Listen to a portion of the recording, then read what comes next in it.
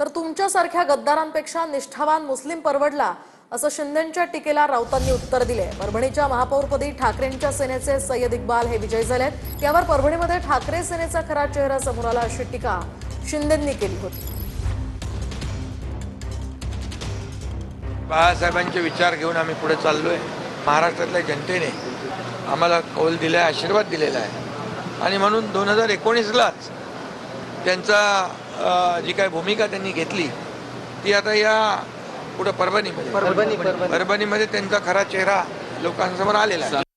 त्या एकनाथ शिंदेना सांगा जरा अभ्यास करा जरा, डोक्याला तेल वगैरे लावा थंड डोकं होण्यासाठी आणि मग अभ्यास करा। परभणीमध्ये भारतीय जनता पक्षाचे 12 नगरसेवक मुसलमान आहेत, हे त्यांना माहिती आहे का? शिंद्यांना कौचल्य जीभ लावली दाढीला, टाळाला पण नाही दाढीला। 12 नगरसेवक भारतीय जनता पक्षाचे परभणीतले मुस्लिम आहेत। इतर ठिकाणी सुद्धा असंख्य मुस्लिम नगरसेवक आहेत।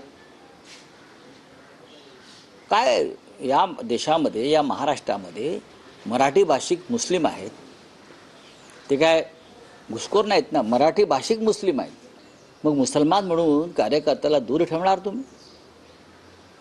तुमच्यासारख्या गद्दारांपेक्षा तो निष्ठावान मुसलमान परवडला। तुमच्यासारख्या बेईमान गद्दारांपेक्षा ज्याने ज्या ताटामध्ये खाल्लं तिथे तंगडी वर करणारे आहे सगळे लोक शिवसेने, त्याच्यापेक्षा निष्ठावान शिवसैनिक आहे। परभणीचा जो मेयर झाला हा तालुका प्रमुख आहे आमचा, अनेक वर्ष पक्षाचं काम करतोय, झिजतोय, पक्षाबरोबर राहिला। अशा निष्ठावान शिवसैनिकाला जर परभणीत महापौर केला तर गद्दारांच्या पोटात दुखणारच। तुम्ही का मुसलमानांना तिकीट दिली नाहीत का? दिलीत ना, भाजपने दिली नाहीत का? दिली ना सर्वत्र। संजय राऊतच्या डोक्यावर झालेला तो परिणाम आहे। आता उचलले जीभ लावली दाढीला, तू लावून दाखव बरं।